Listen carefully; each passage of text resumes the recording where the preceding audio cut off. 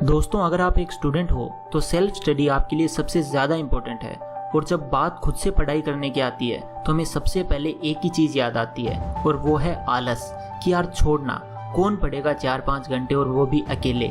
इससे अच्छा पबजी खेल लेता हूँ या फिर मोबाइल चला लेता हूँ। और हम पढ़ाई को इसी तरह पोस्टपोन करते रहते हैं आगे से आगे, यानी कि अवॉइड करते रहते हैं। इसीलिए मैंने बड़ी रिसर्च करके कुछ ऐसी इन्फॉर्मेशन आपके लिए ढूंढी है जिससे कि आपका ये सेल्फ स्टडी का जो इतना बड़ा डर है वो दूर भाग जाएगा और आपको पढ़ाई एकदम आसान लगने लगेगी।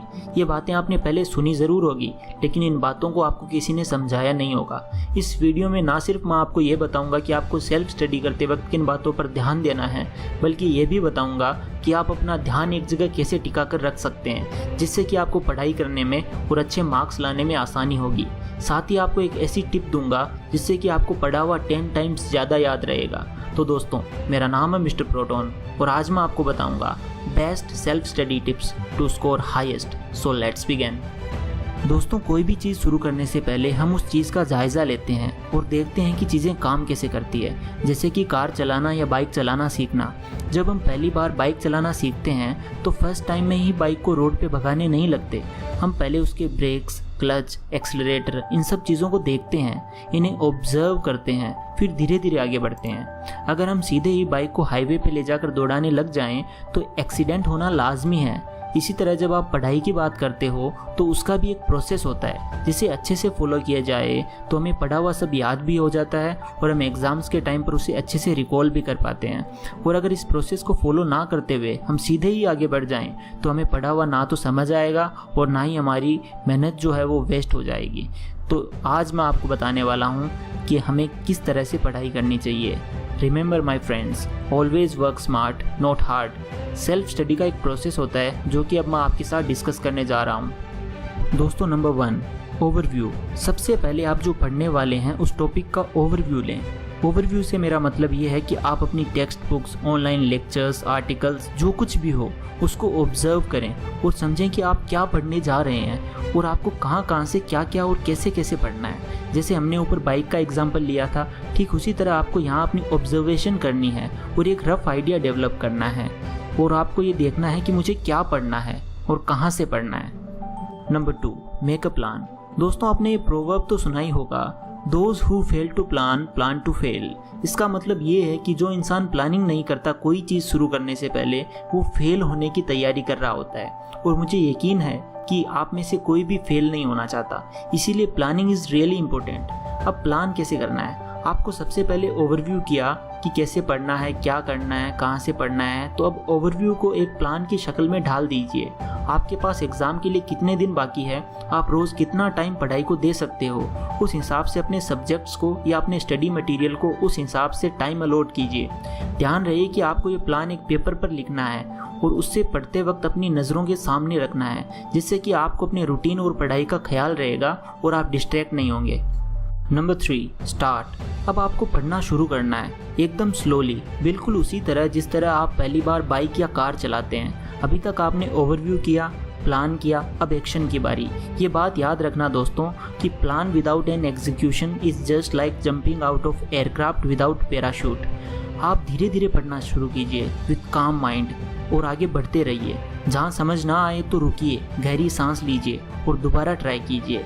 याद रखिए कि जिसने ये बुक या स्टडी मटेरियल लिखा होगा वो भी एक इंसान ही है और अगर वो ये समझकर लिख सकता है तो आप पढ़कर आराम से समझ सकते हैं, क्योंकि आप भी किसी से कम नहीं हैं। बस अपने अंदर एक आग जलाई रखिए और आगे बढ़ते रहिए। धीरे धीरे पढ़ा हुआ सब समझ में आने लगेगा। Number 4, make notes. दोस्तों, अगर आप पढ़ने के साथ साथ नोट्स नहीं बनाते तो समझ लेना कि आप अपने आप को धोखा दे रहे हैं, क्योंकि जब भी आप कुछ पढ़ते हैं और तुरंत ही अपने तरीके से उसे समराइज़ करके लिखते हैं तो उससे आपकी रिटेंशन पावर बढ़ जाती है और एग्ज़ाम हॉल में आपको वो पढ़ा हुआ आसानी से रिकॉल होता है। दोस्तों, नोट्स बनाने में ज़रा भी कंजूसी ना करें, बल्कि मैं तो कहता हूँ कि आप हर टॉपिक के नोट्स बनाएं और उन्हें रोज़ रेफ़र करें। नोट्स कैसे बनाना है, अब ध्यान दीजिए। सबसे पहले आपको अपना स्टडी मटेरियल या टेक्स्ट बुक का टॉपिक अच्छे से पढ़ना है, समझना है और याद करने की कोशिश करनी है। उसके बाद आप अपने तरीके से उस टॉपिक के बारे में अपनी नोटबुक या पेपर में लिखेंगे। यकीन मानिए दोस्तों, आपको सिर्फ 2-4 दिन तकलीफ होगी, लेकिन आपको दिन ब दिन पढ़ा हुआ याद रखने में आसानी होती जाएगी और मुझे भरोसा है कि आप मुझे यहाँ आकर के कमेंट बॉक्स में थैंक्स ज़रूर बोलेंगे। Number 5, don't multitask. स्मार्टफोन्स और कंप्यूटर्स भी मल्टीटास्किंग नहीं करते, हम तो फिर भी इंसान हैं। मुझे ये भरोसा है कि आप सबको मालूम होगा कि पढ़ते वक्त किसी भी तरह का कोई और काम साथ में नहीं करना चाहिए, जिससे कि आपका फोकस पढ़ाई से शिफ्ट होकर उस दूसरे काम पर चला जाए। आपने जो पढ़ा होगा वो आपको अच्छे से याद नहीं रहेगा। इसीलिए पढ़ाई करते वक्त ना तो फ़ोन यूज़ करें, ना घर वालों से या दोस्तों से बात करें और ना ही किसी चीज़ के बारे में सोचें।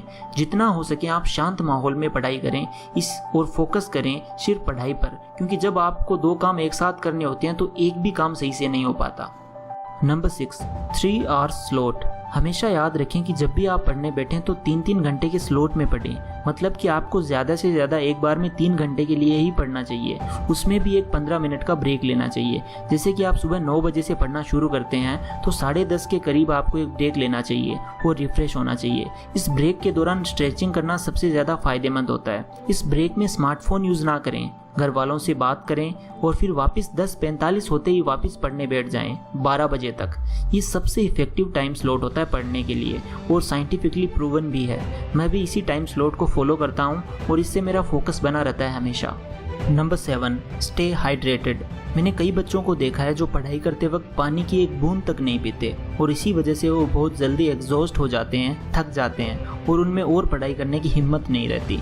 हमेशा पढ़ते वक्त अपने पास छोटी सी पानी की बोतल रखें और हर 15 मिनट पर 2 सिप लें। इससे आपको कुछ सेकंड का ब्रेक मिलेगा और बॉडी हाइड्रेटेड रहेगी और आप जल्दी एग्जॉस्ट नहीं होंगे और थकावट नहीं लगेगी। Number 8, mixture of theory and practical.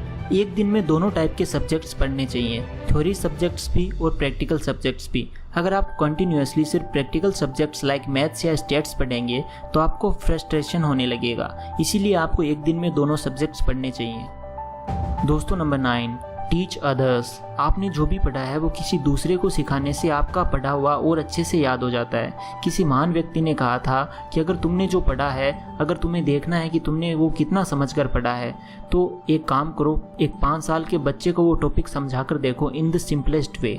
अगर आप ये कर पाएँ तो आपको वो टॉपिक याद हो गया है और आपको वो टॉपिक समझ आ गया है। और अगर आप ये नहीं समझा पा रहे हैं तो शायद आपने कॉन्सेप्ट को बराबर नहीं समझा है। अब बात करते हैं उस आखिरी टिप की जो मैंने आपको शुरू में बताई थी कि आपका पढ़ा हुआ 10 टाइम्स आपको ज़्यादा याद रहेगा। दोस्तों, नंबर 10, रिवाइज सिस्टमेटिकली।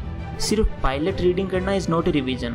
इसीलिए बच्चों को पढ़ा हुआ याद नहीं रहता और वो रिवीजन करने के बाद भी अच्छे मार्क्स नहीं ला पाते। इसी वजह से सिस्टमेटिक मैनर में रिवीजन करना बेहद ज़रूरी है।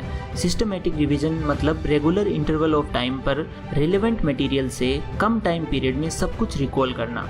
जैसे कि अगर आपने एक टॉपिक आज सुबह पढ़ा और उसमें से नोट्स बनाए तो आप शाम को एक बार उन नोट्स को रेफ़र करें और रिकॉल करें उस टॉपिक के कॉन्सेप्ट को। उसके बाद सीधे परसों शाम को वापस नोट्स को रिवाइज करें, फिर परसों से 3 दिन बाद, फिर उसके बाद हफ्ते में एक बार, फिर उसके अगले 3 हफ्ते में एक बार। इस तरह आपके 5 रिविजन्स हो जाएंगे और आपको वो टॉपिक मरते दम तक याद रहेगा। ये मेरी गारंटी है। ये टिप अगर आपने फॉलो कर ली तो आपको ज़िंदगी में कभी भी कोई चीज़ पढ़ने में तकलीफ नहीं होगी। तो दोस्तों, ये था complete process of self study और किस तरह आपको इन 10 स्टेप्स को फॉलो करके आगे बढ़ना है और अपनी एग्जाम्स में झंडे गाड़ने हैं। हमेशा याद रखना दोस्तों कि अगर गिव अप करने का मन करे तो याद करना वो मकसद जिसकी वजह से आपने पढ़ना स्टार्ट किया था। And remember, if you are going through hell, keep moving, you will soon see a light at the end of the tunnel. यानी कि आप आगे बढ़ते रहिए और एक दिन आपका मुकद्दर चमकेगा और आप अपनी पढ़ाई के बलबूते पर सिकंदर बन जाएंगे। आई होप आपको ये वीडियो पसंद आया हो, तो इस वीडियो पर अपना प्यार बरसाएं और शेयर करें अपने उन दोस्तों के साथ जिनको इसे देखने की बहुत ज़्यादा ज़रूरत है। कमेंट करके बताइए कि आपको नेक्स्ट वीडियो किस टॉपिक पर चाहिए और ये भी ज़रूर बताइएगा कि आज की इस वीडियो ने आपको क्या सिखाया। So that's it for today. मैं जल्दी वापस आऊँगा एक नई इन्फॉर्मेटिव वीडियो लेकर के मेरे दोस्तों के लिए। तब तक के लिए stay safe, stay healthy. Signing off mister proton.